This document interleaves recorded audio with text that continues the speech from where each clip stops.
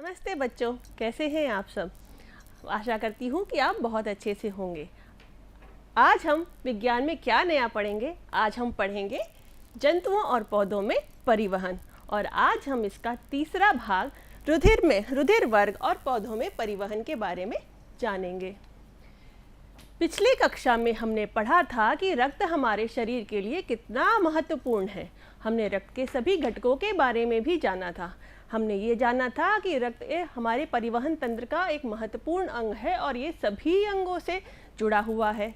हमने परिवहन अंग तंत्र के सभी अंगों के बारे में भी अच्छे से पढ़ लिया था। आज हम इसके आगे रुधिर वर्ग के बारे में पढ़ेंगे। तो आपने ध्यान दिया होगा, जब कभी आपको चोट लगती है तो खून निकलता है ना। फिर कभी कभी क्या होता है, किसी व्यक्ति को बहुत ज़्यादा चोट लग जाती है, जैसे उसका एक्सीडेंट हो गया, तो क्या होता है, व्यक्ति को जल्दी जल्दी हमें हॉस्पिटल ले जाना पड़ता है। तो उसका कभी ऐसी स्थिति होती है कि उसका बहुत सारा खून बह चुका होता है, तो डॉक्टर उससे कहते हैं कि इस व्यक्ति का तो बहुत सारा खून बह चुका है, तो इसको तो खून चढ़ाना पड़ेगा। और इसी तरह से एक कुछ रोग होते हैं, जैसे हम कभी कभी खाने पीने पर बहुत ध्यान नहीं देते, तो हमें नींद आती है, बुखार आता है और बिल्कुल कोई काम करने का मन नहीं करता, तो भी हम डॉक्टर के पास जाते हैं। तो डॉक्टर हमसे कहता है, अरे आपको तो खून की कमी हो गई है और आपको अनीमिया नामक रोग हुआ है, इसलिए आपको खून चढ़ाना पड़ेगा। तो यहाँ सोचने की बात यह है कि अगर डॉक्टर ने हमें दवा लिखी तो हम दवा लेने कहाँ गए? हम गए दवा खाने में। तो जब डॉक्टर ने मुझसे ये बोला कि आपको खून चढ़ाना पड़ेगा, तो खून लेने कहाँ जाएंगे? क्या खून का भी कोई दवाखाना होता है? क्या खून किसी फैक्ट्री में बनता है? नहीं बच्चों, खून तो सिर्फ और सिर्फ हमारे शरीर में ही बनता है। तो फिर मरीज की इस खून की कमी को कैसे पूरा करते हैं? मरीज की इस खून की कमी को पूरा करने के लिए एक स्वस्थ व्यक्ति अपनी इच्छा से अपना खून उस मरीज को देता है या फिर हॉस्पिटल को देता है। पर हर व्यक्ति मरीज को कोई भी खून नहीं चढ़ा सकते। उसको चढ़ाने के लिए एक खास प्रक्रिया है। क्योंकि खून में हमारे 4 प्रकार के वर्ग होते हैं। तो पहले के समय में क्या था, जब हमें ये खून या रुधिर वर्ग क्या होता है नहीं समझ में आता था, नहीं पता था, तो डॉक्टर अगर किसी मरीज़ को खून चढ़ाता था तो कभी कभी तो वो मरीज़ स्वस्थ हो जाता था, पर कभी कभी उसकी मृत्यु हो जाती थी। तो उस वक्त के वैज्ञानिक और डॉक्टर ये नहीं समझ पा रहे थे कि ऐसा क्यों है। अगर मरीज़ को खून की कमी है और हमने किसी व्यक्ति का खून लेके उस मरीज़ को चढ़ा दिया, तो इस मरीज़ की मृत्यु क्यों हो गई। तो उस वक्त के वैज्ञानिक कार्ल लैंडस्टीनर ने इस समस्या के जड़ तक जाने का फैसला किया और उन्होंने खोजा रुधिर वर्ग, और उन्होंने दुनिया को ये बताया कि मनुष्यों का खून 4 प्रकार का होता है। और उनकी इस खोज के कारण उन्हें दुनिया का सबसे बड़ा पुरस्कार नोबेल प्राइज़ मिला। ये देखिए, मरीज़ को खून हम इस प्रकार चढ़ाते हैं, पर अगर गलती से मरीज़ को गलत रुधिर वर्ग का खून चढ़ा दिया जाए तो क्या होता है। हमने पिछली कक्षा में जाना था कि हमारे प्लाज्मा में आरबीसी बह रही होती हैं, और अगर गलत रुधिर वर्ग चढ़ गया तो ये आरबीसी की छोटी छोटी गोलियां सी बन जाएंगी और ये प्लाज्मा में रुकने लगेंगी और प्लाज्मा का बहाव को रोकेंगी। तो उससे होगा क्या? हमने ये भी देखा था कि आरबीसी हमारी एक गाड़ी की तरह होती है जो ऑक्सीजन को कोशिकाओं तक ले जा रही होती है और कोशिकाओं से कार्बन डाइऑक्साइड बाहर ला रही होती है। तो कोशिका के अंदर क्या हो रहा होता है कि कोशिका ग्लूकोज में ऑक्सीजन की सहायता से ऊर्जा बना रही होती है और उसी ऊर्जा से हम सारा काम कर रहे होते हैं। तो आप अगर ये सोचो कि कोई मोटरसाइकिल है और वो चल रही है और फिर उसका पेट्रोल ख़त्म हो गया तो क्या होगा? मोटरसाइकिल रुक जाएगी ना। तो उसी तरह से अगर हमारे शरीर में ऊर्जा ख़त्म हो गई तो हमारा शरीर भी रुक जाता है। यानी अगर किसी मरीज़ को गलत रुधिर वर्ग चढ़ा दिया जाए तो उसकी मृत्यु भी हो सकती है। तो ऐसा क्यों होता है बच्चों? ऐसा इसलिए होता है क्योंकि हमारे शरीर में 2 प्रकार की प्रोटीन्स हैं। हमारे खून में 2 प्रकार की प्रोटीन्स हैं। एक है प्रतिजन प्रोटीन यानी एंटीजन, और दूसरी है प्रतिरक्षी प्रोटीन यानी एंटीबॉडी। तो पहले हम प्रतिजन प्रोटीन के बारे में समझते हैं। प्रतिजन प्रोटीन हमारी आरबीसी की कोशिका पर यानी बाहरी सतह पर होती है। ये ऊपर के अंदर नहीं होती, बाहरी सतह पर होती है और ये दो प्रकार की होती है, एंटीजन ए और एंटीजन बी। ये दोनों ही इसकी कोशिका यानी बाहरी सतह पर होती हैं और इसे हम इंग्लिश के कैपिटल लेटर ए और कैपिटल लेटर बी से दिखाते हैं। तो अब मान लीजिए राम, श्याम, निधि और हिना 4 व्यक्ति हैं। तो राम की आरबीसी की बाहरी सतह पर एंटीजन ए प्रोटीन है और श्याम की आरबीसी की बाहरी सतह पर एंटीजन बी प्रोटीन है और हिना की आरबीसी की बाहरी सतह पर एंटीजन ए और बी दोनों प्रोटीन हैं और नेहा की जो आरबीसी है उसमें कोई एंटीजन प्रोटीन नहीं है। तो इस तरह से एंटीजन का आरबीसी पे की बाहरी सतह पर होने से 4 स्थितियां बनती हैं और इन स्थितियों से क्या होता है हम अभी जानेंगे थोड़ी देर में। तो दूसरी प्रोटीन होती है प्रतिरक्षी प्रोटीन यानी एंटीबॉडी और ये एंटीजन की तरह ही 2 प्रकार की होती है, एंटीबॉडी ए और एंटीबॉडी बी और इसको हम इंग्लिश के स्मॉल लेटर ए और स्मॉल लेटर बी से दिखाते हैं। पर ये आरबीसी पे नहीं होती, ये कहाँ होती है? ये हमारे प्लाज्मा में बह रही है।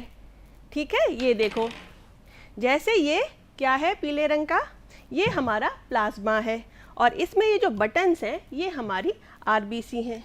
अब ये देखिए, ये हो गई हमारी एंटीबॉडी ए और ये हो गई हमारी एंटीबॉडी बी। तो अब इस प्लाज्मा में आरबीसी के साथ साथ एंटीबॉडी ए और एंटीबॉडी बी दोनों हैं और आरबीसी में क्या है?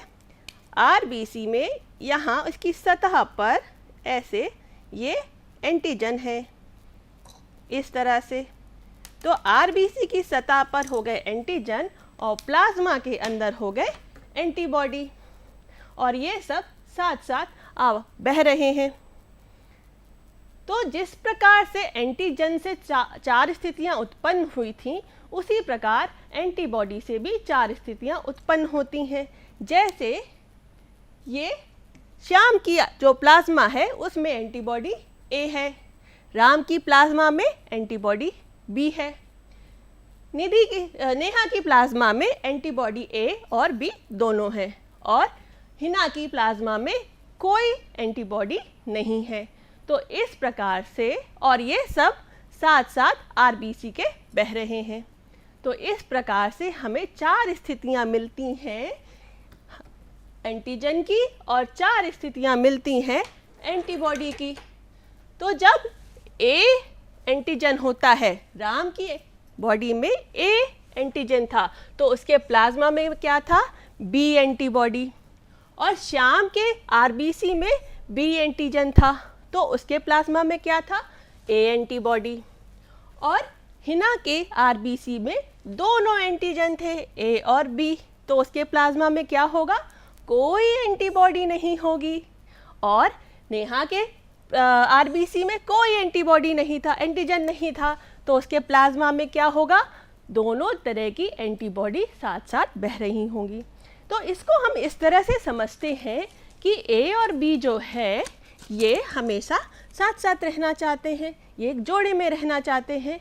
ए के साथ नहीं रह सकता और बी के साथ नहीं रह सकता। ये देखिए, ये इनका जोड़ा अच्छे से नहीं बना ना।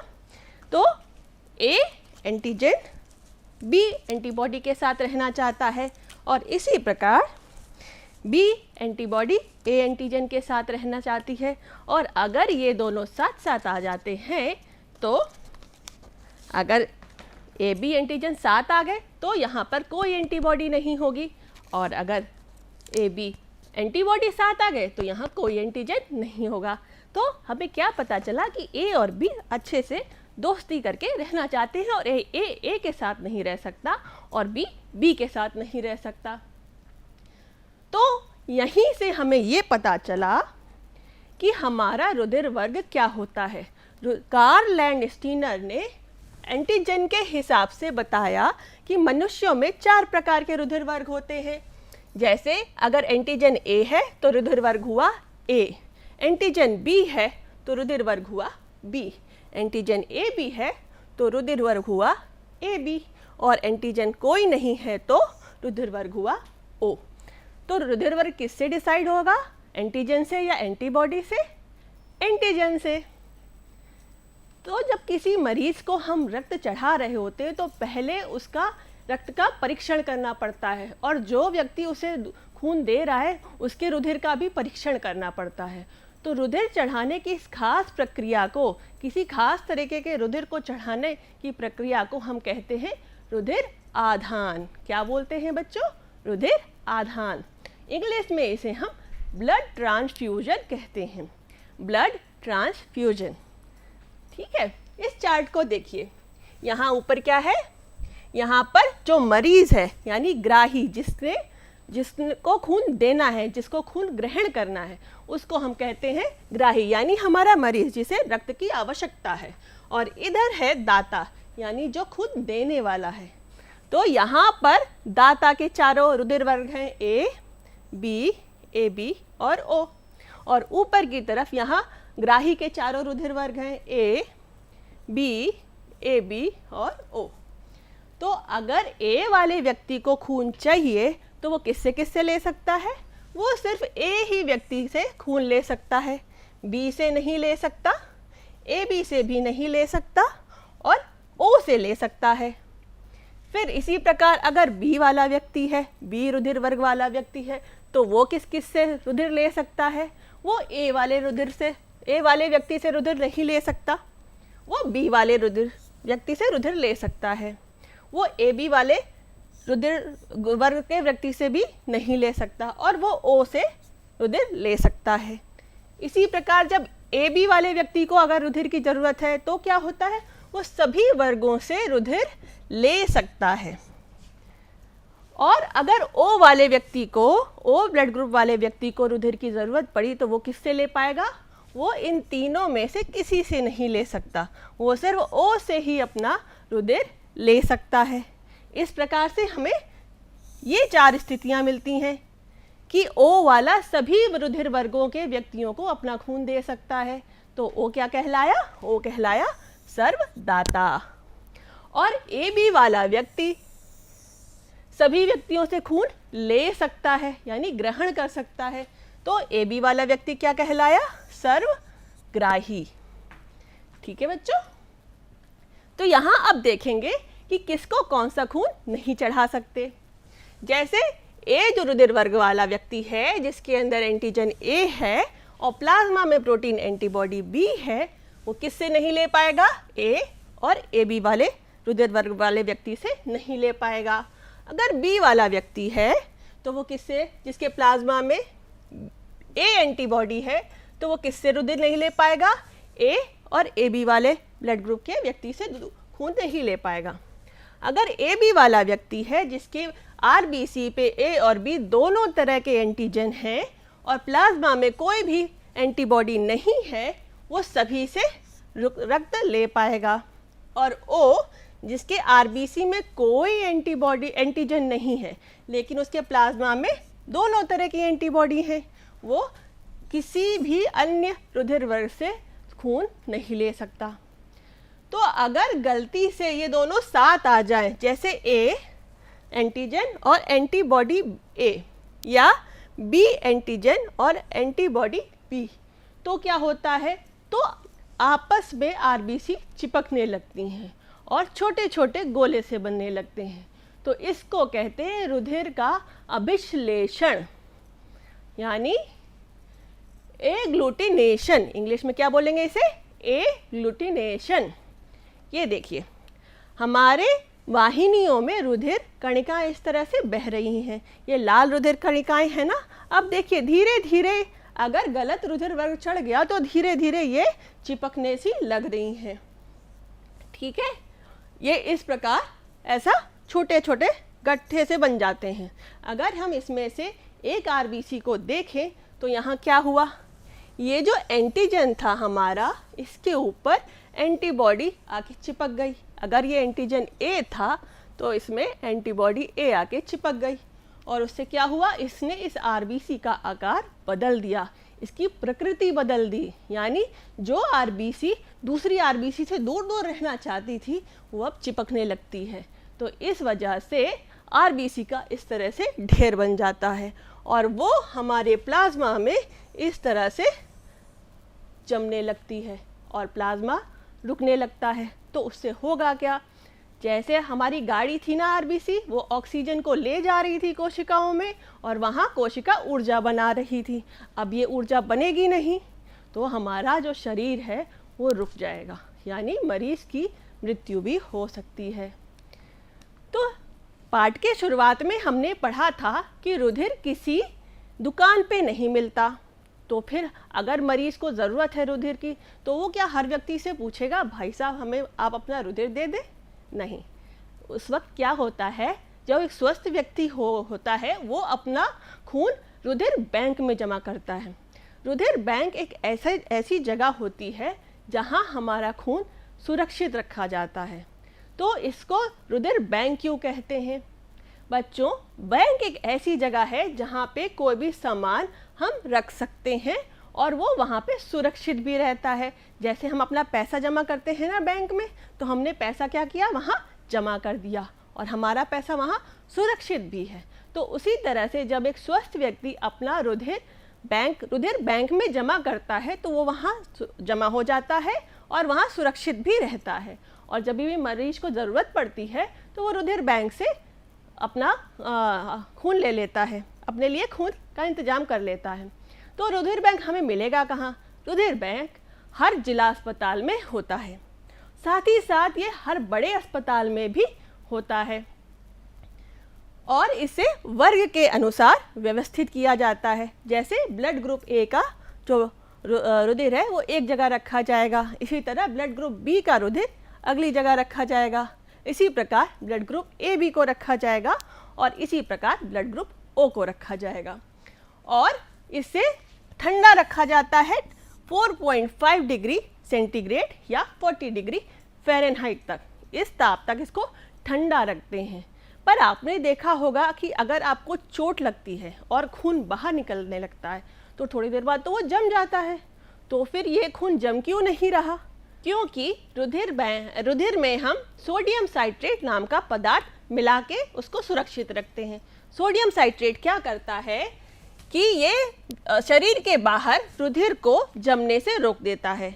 तो इस प्रकार से सोडियम साइट्रेट मिला के रखने पे और उसको 4.5 डिग्री सेंटीग्रेड तक ठंडा रखने पे रुधिर 30 दिनों तक के लिए सुरक्षित हो जाता है।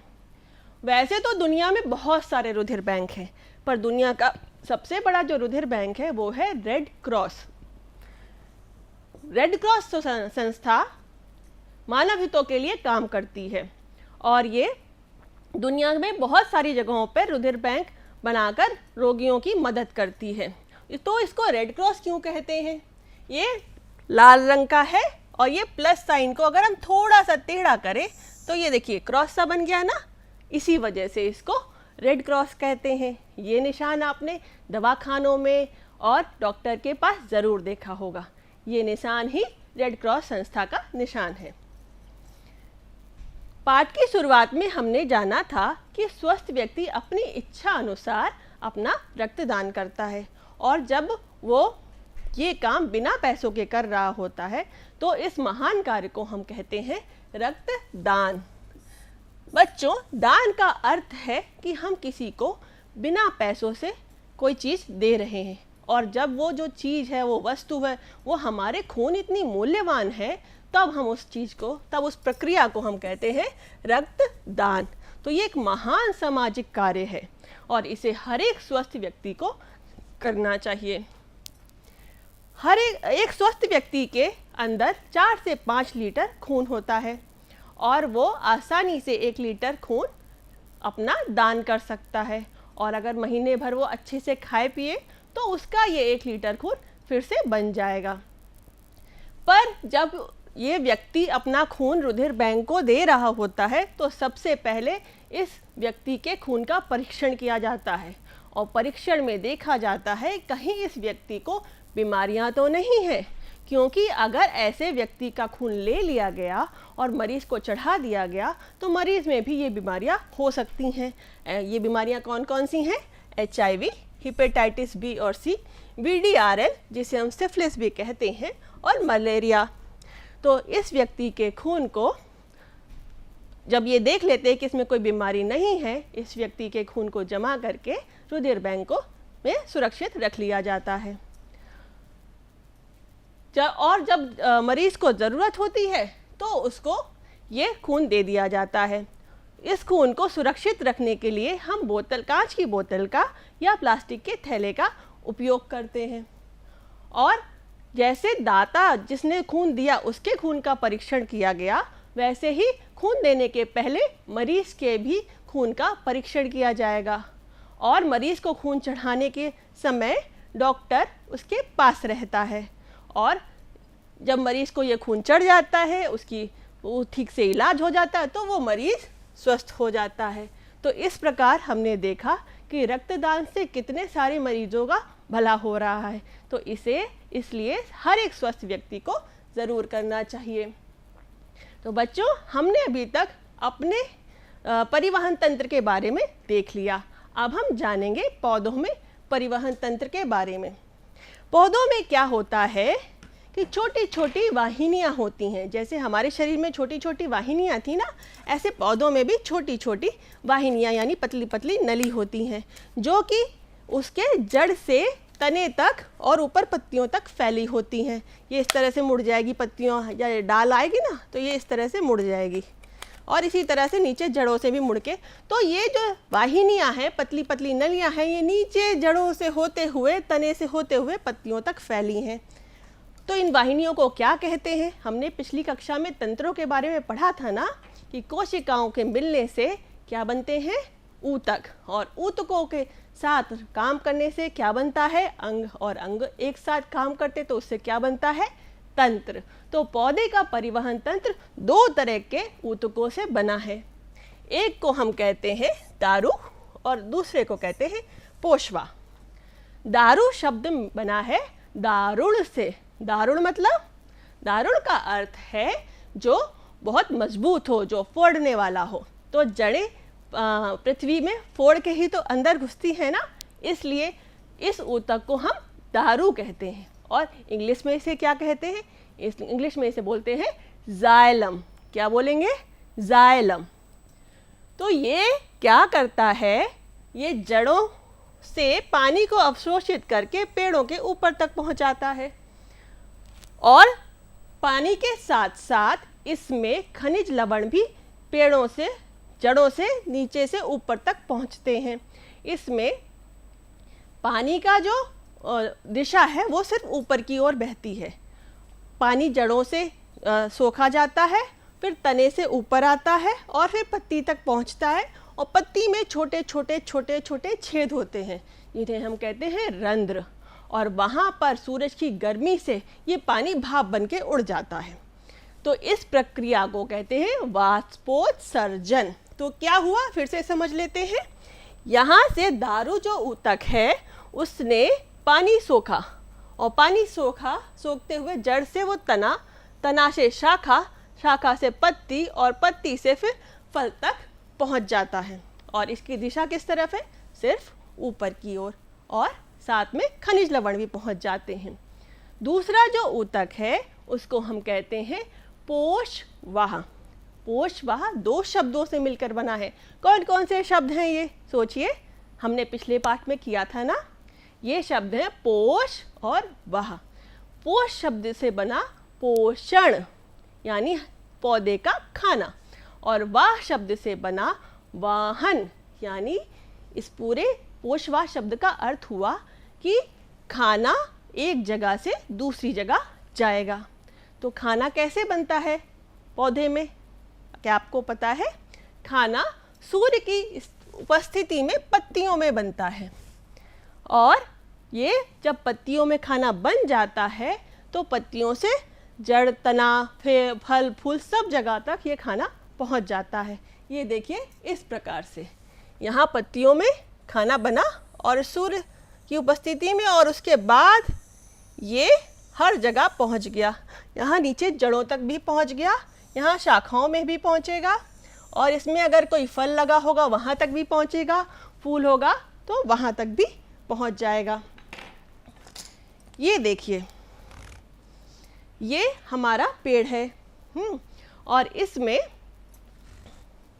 दो हमारे ऊतक हैं। ये वाला ऊतक हमारा, ये काला लाल धागा, ये हमारा जाइलम है यानी दारू। अब देखिए ये किस तरफ चलेगा, सिर्फ ऊपर की ओर। देखिए ये धीरे धीरे ऊपर की ओर पानी नीचे से बह रहा है, ठीक है। और ये कौन सा ऊतक है, ये ऊतक है फ्लोएम यानी पोषवा, और इसमें खाना पत्तियों में बनने के बाद ये धीरे धीरे नीचे की ओर आ रहा है। पर इसमें खाना ऊपर से नीचे और नीचे से ऊपर दोनों तरफ जा सकता है।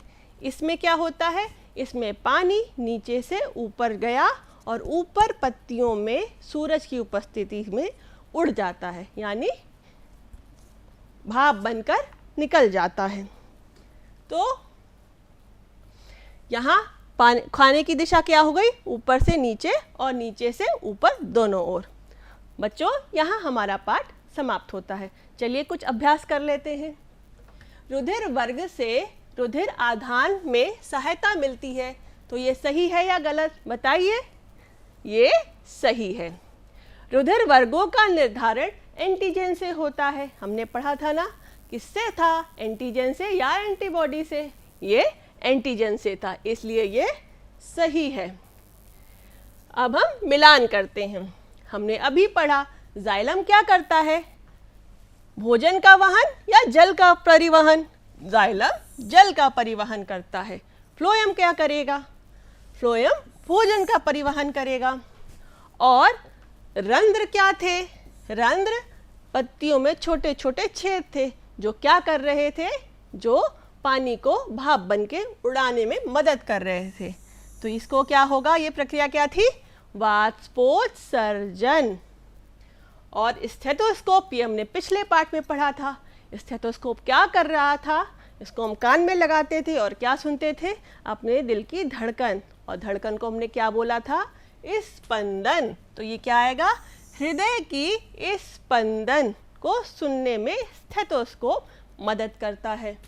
श्वेत रुधिर कणिकाएं क्या कर रही थी, श्वेत रुधिर कणिकाएं हमारे शरीर की रक्षा कर रही थी रोगाणुओं से। तो वो क्या करती थी, इन रोगाणुओं को खा जाती थी। तो खाना क्या कहलाता है, भक्षण। तो ये हो गया रोगाणुओं का भक्षण। अब आपके लिए एक गृह कार्य। आपने देखा होगा कि कोई अगर पौधा है और वो मुरझाया हुआ है, तो आप उसे पानी देते हो तो वो फिर से तरोताज़ा हो जाता है ना। तो अब आप क्या करोगे, एक मुरझाए हुए पौधे को पानी दोगे और इस बात का निरीक्षण करोगे कि वो कितनी देर में तरोताज़ा हो रहा है और ये किस ऊतक की वजह से हो रहा है। इसे भी अपनी कॉपी में ज़रूर लिखिए। तो प्यारे बच्चों, हमने आज रुधिर वर्ग के बारे में जाना। हमने ये भी जाना कि किसी भी व्यक्ति को कोई खून नहीं चढ़ाया जा सकता, पहले रुधिर वर्ग की जांच करनी चाहिए। और हमने ये भी देखा कि रुधिर वर्ग रुधिर बैंक में सुरक्षित रखा जा सकता है। और रक्तदान या रुधिर दान एक बहुत महान प्रक्रिया है और इसको हर एक स्वस्थ व्यक्ति को करना चाहिए। हमने पौधों के परिवहन तंत्र के बारे में भी जाना। आशा करती हूँ कि आज का पाठ आपको अच्छे से समझ में आ गया होगा। अब हम अगले पाठ में मिलेंगे, तब तक के लिए खुश रहिए, खेलिए कूदिए। नमस्कार।